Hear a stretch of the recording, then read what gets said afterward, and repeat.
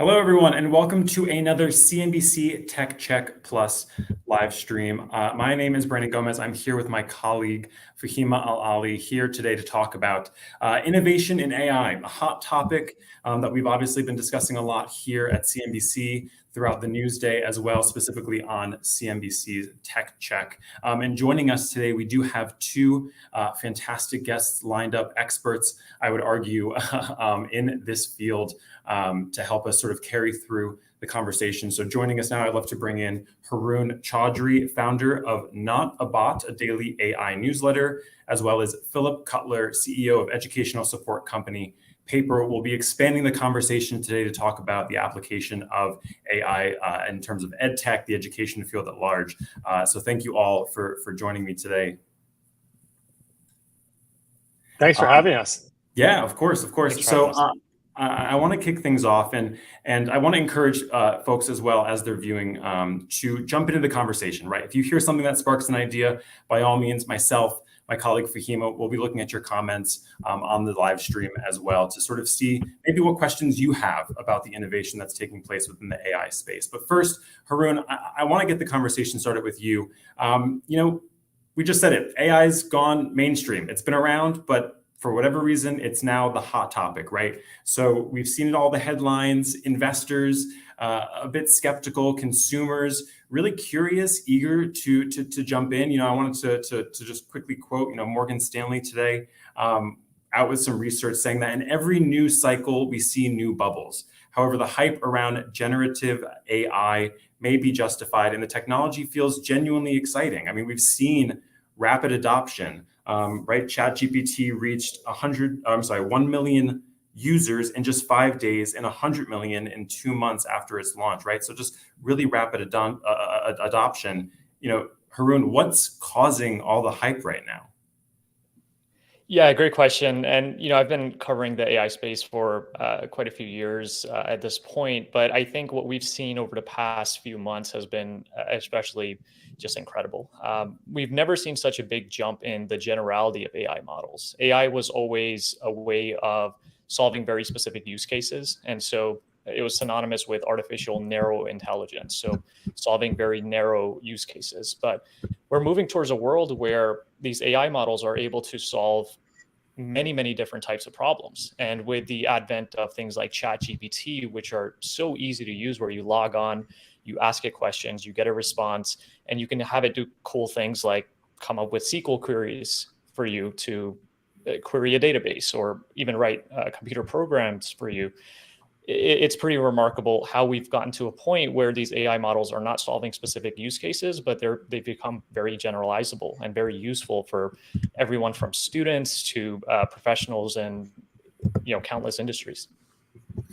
And you talk about that, right? Like the fact that this information, this technology has been around, right? But there seems to be this almost like virality of these use cases. Like there is this genuine curiosity. Do you think that there may be areas where folks didn't realize that they were already engaging with AI, that now they're sort of saying to themselves like, hey, I actually am more familiar with this than maybe I initially thought?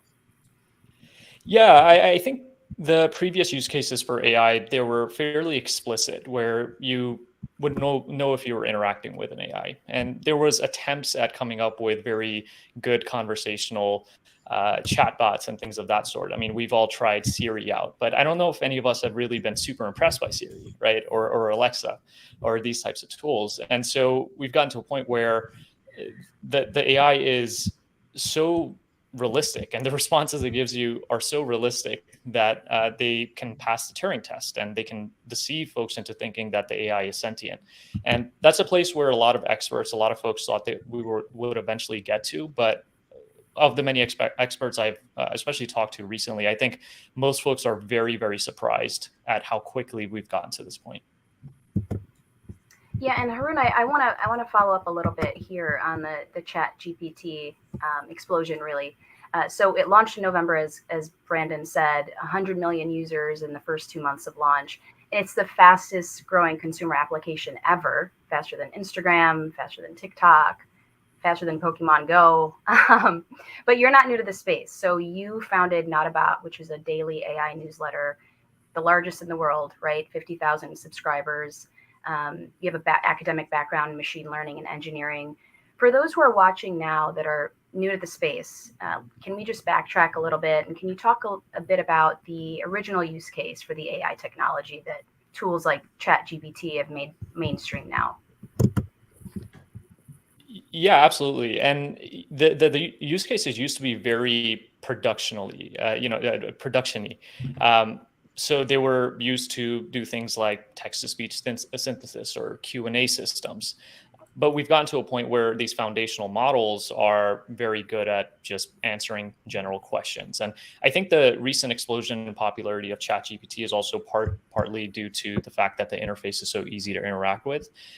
Even several weeks and months before ChatGPT was released, in I think November 30th, 2022, which is crazy because it feels like a decade ago that it was released, OpenAI had released their GPT-3 model, and that was interactable through their playground, OpenAI's playground. And I was toying around with it for quite some time, and I thought it was really cool.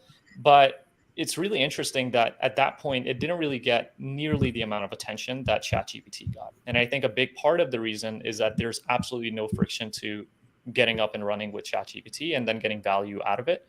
Whereas with GPT-3, I mean, the steps, it was basically you log in, you create an account. I think maybe you were required to set up billing, but it was very low friction. But you notice the massive difference in the popularity of both tools with just eliminating a couple of steps of friction in between. And Phil, I want to turn to you and bring you into the conversation too, because there's a reason why we have also an expert on education in this, right? So we've covered a little bit about the background of ChatGPT, but I mean, your background is in education, right? So there's been a clear early link right now, at least in this use case, between AI and its use case in the classroom. I mean, listen, right? I think Bard is a nod to Shakespeare, right? As an English major, I sort of see the natural tie-in, and so I think that maybe organically there's already becoming this sort of link between education and AI application right now. So what's your experience with ChatGPT? How's it being used in education? And can you explain to us maybe some of the conversations that you're having with folks as they try to navigate this new technology?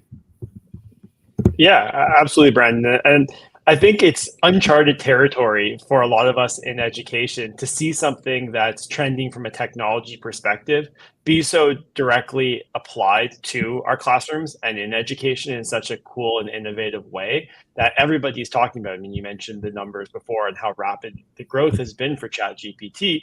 It's fascinating to see how that's actually sort of manifested itself in education, both K-12 and higher ed. The thing that I think is really interesting about it is there's really three schools of thought when it comes to ChatGPT and the applications there. The first is a number of educators who look at this and say, hey, this is really innovative. This is something that's cool, that's transformative. Let's figure out how to best apply it in the classroom to support our students, to support our teachers. Let's figure out the right way to use this. Then there's a school of thought that says, hey, this is something that's a clear threat. It compromises the integrity of the writing that students are doing. It compromises the integrity of the work that our students are submitting. We can't necessarily tell if it's done by them. We need to ban it. We need to stop it immediately and sort of not allow this into our classes. And then there's a third school of thought that says, what's ChatGPT? And they're not really necessarily aware. But I think it's really interesting to see how the entire I was at the FETC conference a couple of weeks ago, which is one of the largest in North America. It brings together tens of thousands of educators. And there were about 3 sessions on ChatGPT, and all 3 of them were standing room only, and most of the people weren't even able to get into the room. So it's a topic that's really hot right now in our schools. Yeah, Phil, I want to follow up on that, because let's just stay in the positive vein of things now, right? How a program like ChatGPT or AI can be meaningful in schools and create meaningful connections and learning experiences for children, and foster equitable outcomes, which I know you at Paper are very passionate about. You were an educator, and Paper is very passionate about democratizing education. Do you think this sort of technology has the capability to foster that sort of structural change versus just, content mastery or improving test scores, but really kind of implementing change that would enable inclusivity in education? I do. And I think a lot of people's heads initially went straight to, this is a tool that students can use to cheat, right? And especially in higher ed, there's been a lot of conversation around, are students submitting their final papers written by an AI bot or something like that?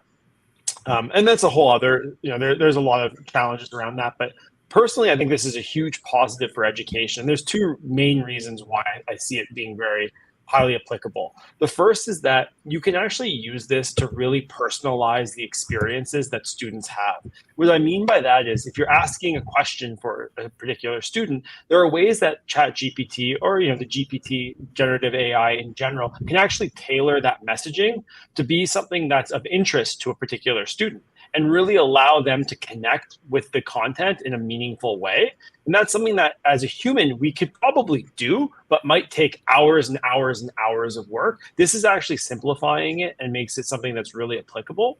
And the second is actually to figure out lesson plans for our schools and for our teachers that are built around a lot of the AI that, the students who are in their classes, the profiles that are generated on them and how they learn and what is really interesting, and pulling trending topics into it and being able to be a lot more adaptable than we have been in the past. To me, these are two areas that I think are pretty low hanging and really applicable today in our schools. And as it becomes more and more baked into the way that we train our teachers and we actually expose them to it, we're going to see even more ideas surface.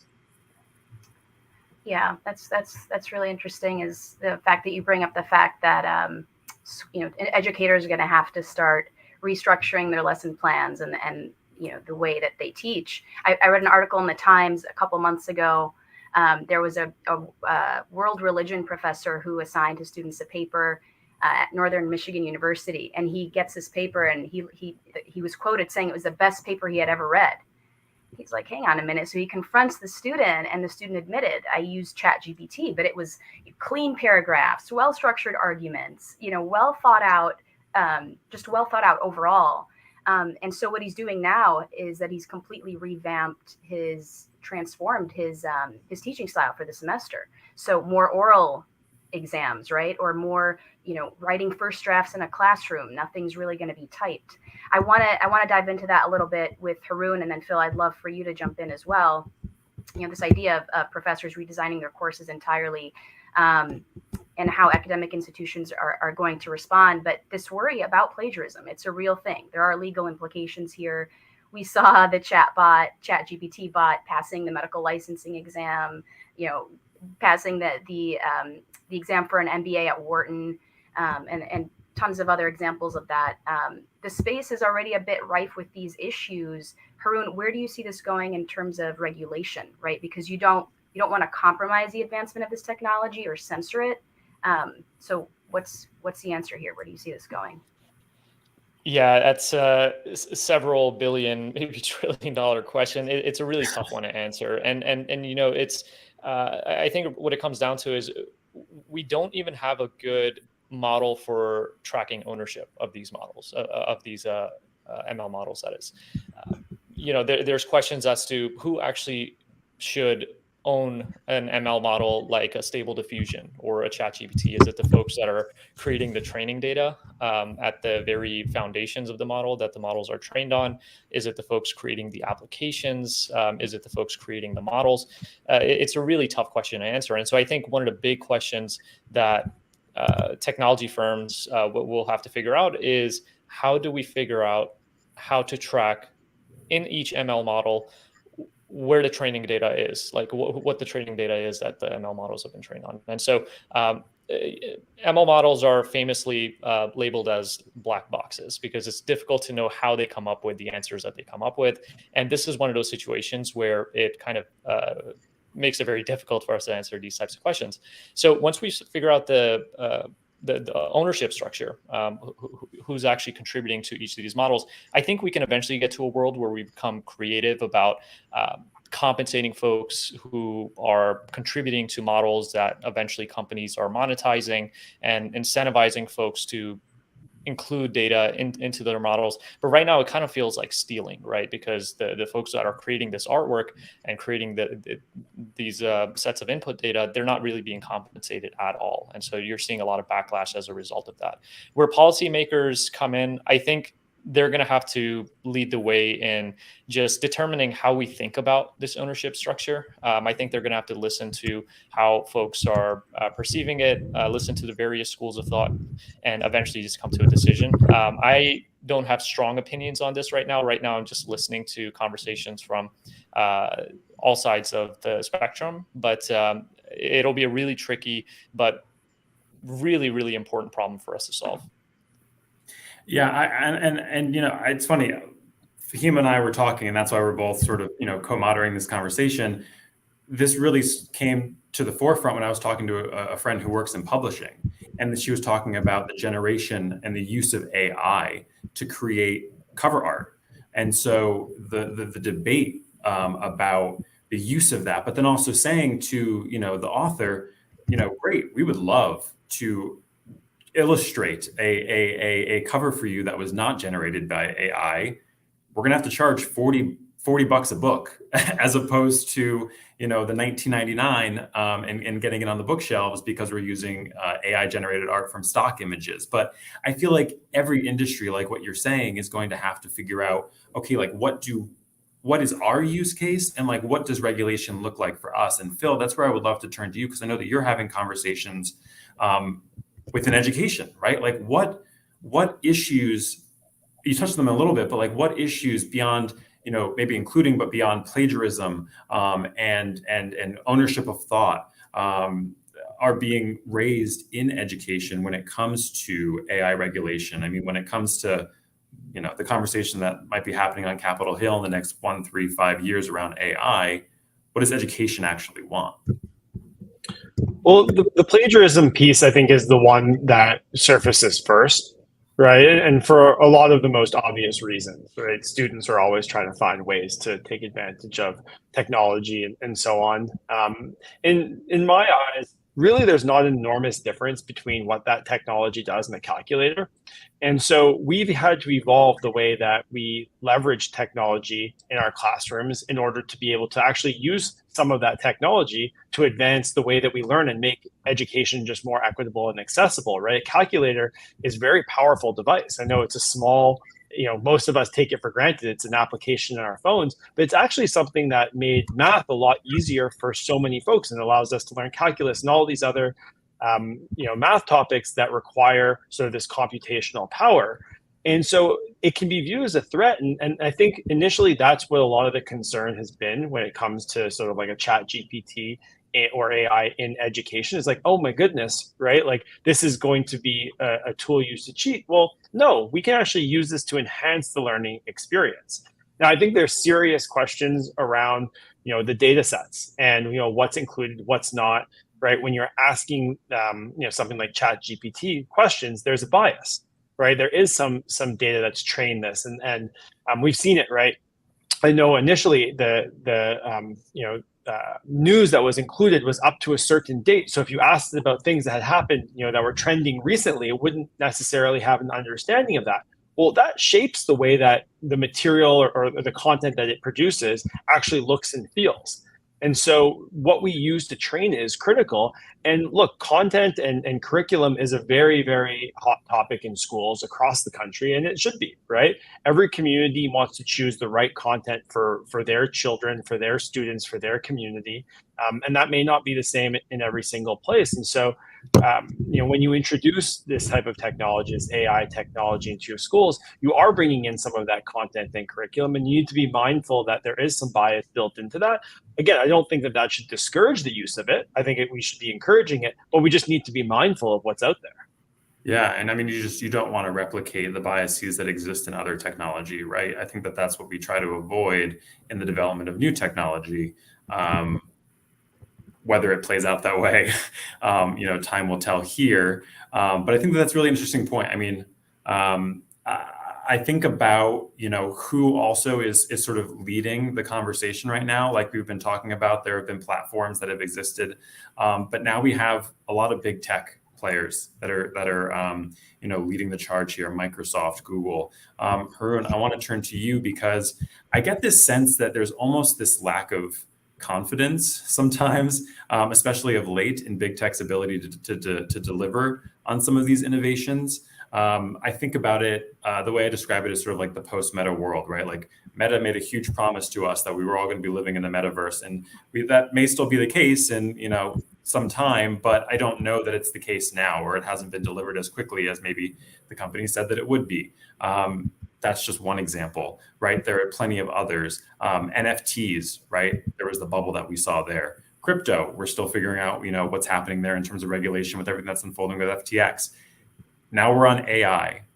With Google, Microsoft in the driver's seat, is there a lack of confidence from consumers that the big tech names can actually pull off and deliver on what they're promising?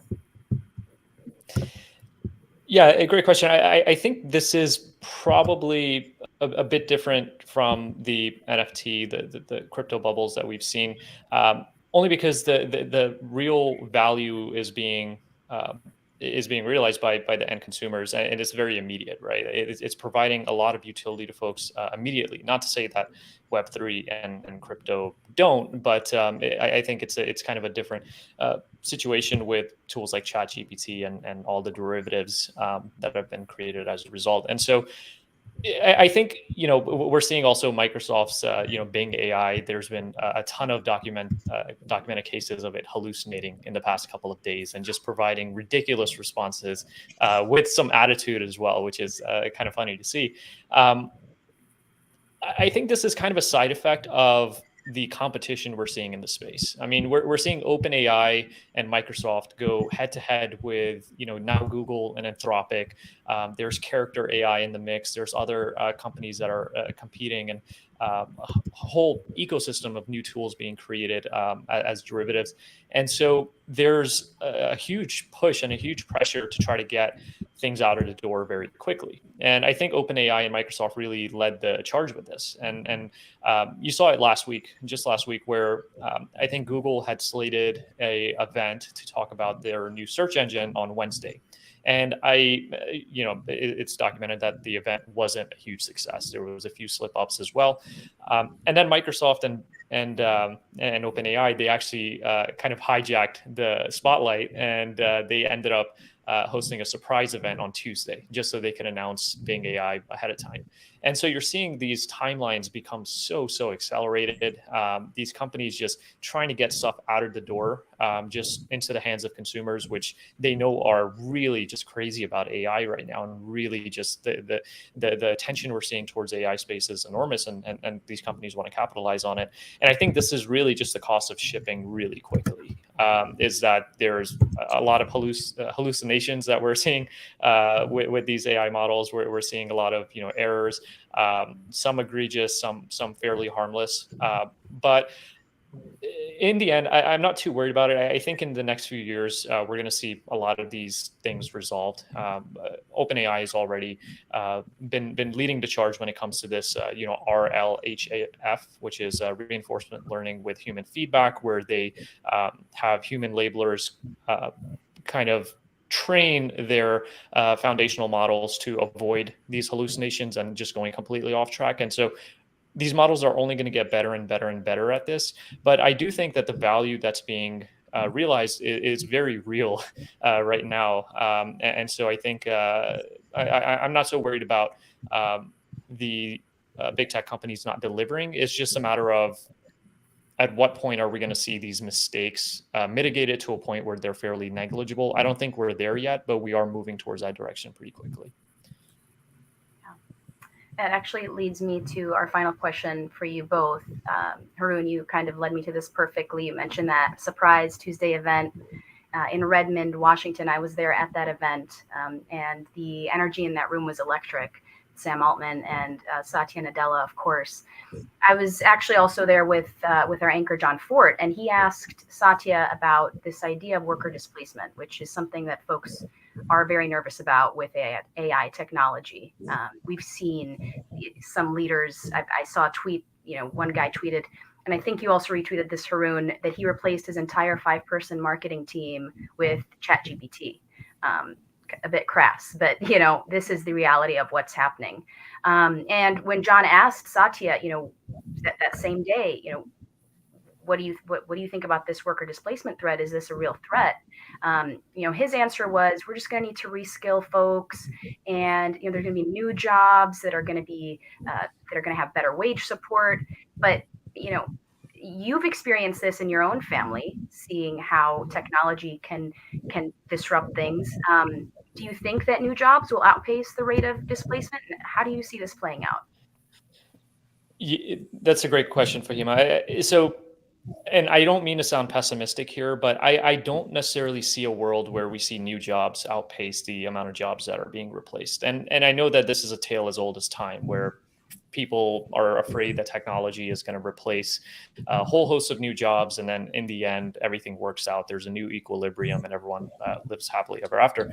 I think in this case, it does seem a bit different, because we've never seen this jump in generality of these models, right? And like the tweet that you mentioned, we're seeing this left and right. A lot of folks are replacing whole teams just to subscribe to what is it, like $40 a month software, or maybe even free if you're using a free version of ChatGPT, to accomplish a lot of the same work that those folks were doing. And so we're seeing this happen left and right. I think these models, also one of the surprising things, and I talked to a few experts from Mark Cuban, the co-founders of Hugging Face, and folks that are really building incredible applications in the AI space, or investing in AI companies. One of the things that they all seem to be surprised about is we've all had this theory that AI wasn't going to replace human creativity, and that human creativity was going to be this thing that was always going to be protected, and that was going to be the human role to play in the human AI sort of relationship. And we've realized over the past few months that is completely out of the door, right? I mean, we're seeing technologies like Stable Diffusion, Midjourney, DALL-E. They're doing stuff that is incredibly creative, and companies like Runway are creating videos that are so impressive, and they're able to edit videos in real time in a really impressive way that it would have taken days or weeks for human editors to do. And so I will say, cautiously optimistic that we'll figure out a new normal and what that looks like. But I'm not exactly sure if the amount of jobs that are created is going to outpace the amount of jobs that we're going to lose. But I do think that the first step that everyone has to take is just educating themselves on the space, what's happening in the space, how things are changing. And, like in education, teachers are learning to adapt to the new normal. I think everyone is going to have to learn to adapt to the new normal. And that's part of why I think education is the first step, just understanding what's happening in the space so that you can stay a step ahead. And there is where I want to give Phil the last word to you, in that, we are talking about, right, you said the 3 schools of thought, and you mentioned adoption and integration as one of those schools, and like, how are we going to do that? So for you, what do we want to see from AI in the classroom? What do we want to see from AI in terms of its integration into the daily life there? Well, I think that there's two things to touch on here. The first, we've spent a bit of time talking about, which is really the application around learning, right? And how this is going to be integrated into the classroom to help students learn, or to help teachers create content that can help students learn. But if you actually bring it back to the purpose of schools and the real foundation to why our schools exist, it's really to prepare our students for life after school, right? Why does math matter? Why does our English language arts matter? Well, they matter because those are subjects that we think are skills that folks are going to need in the workplace later on in life. And so as we talk about sort of the shifting of jobs and, potentially how AI can replace a lot of the roles, whether it's marketing or other things, right? We have to, as a school system, also evolve the way that we're preparing our students for life after school. And you think about like career and college readiness and the fact that, they said something like 85% of the jobs that we're going to have in 2030 didn't exist in 2018, right? And so the preparation that we put our students through to prepare them for life after school is going to have to be different, knowing that we have this type of technology that's emerging and evolving and rapidly evolving, really. So the way that we're preparing our students has to change. And, across the US, we're seeing fewer and fewer students going to four-year colleges, a lot of them going to technical and vocational schools. We have a lot of students going directly into the workforce or taking part in these boot camp programs to get them sort of skills that are really employable. I think we have to understand the role that AI is going to play in changing that workforce in the future of work, and make sure our schools adapt the way that they're training folks and our students for life after school. So I really do think it's something that's top of mind. I'm seeing it in my conversations with school districts on a daily basis, because this is what their communities are asking of them. They're hearing the same news that we all are, and they're looking around saying, wait, is my job going to be replaced? Am I going to be relevant? Is my child going to be relevant? Are they going to be employable? So these are things that we need to be thinking about as a school system, as educators. Yeah, and listen, I'll tell you from a media standpoint too, those headlines, those conversations are always at the forefront of families' minds. They're, often the most clicked on read stories is about education and preparation, because like you said, the conversation really does start at that level, and it's what carries the conversation. Like, how are we preparing folks to jump into the workforce? How are we preparing our students? So I think that really does set us up nicely as a beginning, believe it or not, 30 minutes into this conversation, of a much larger conversation, but we'll end it there. I do want to thank you both for joining us for a very, very important conversation today. Phil Cutler, CEO and co-founder of Paper, and Haroon Choudery, founder of Not a Bot, daily AI newsletter. I also want to thank my colleague Fahiemah for co-leading this conversation with me. Hats off to you, and thanks to all of you at home who have tuned in, commented, been a part of the conversation. This is one that we will continue here at CNBC, and definitely here on CNBC TechCheck Plus. So thank you again, and have a great rest of your day.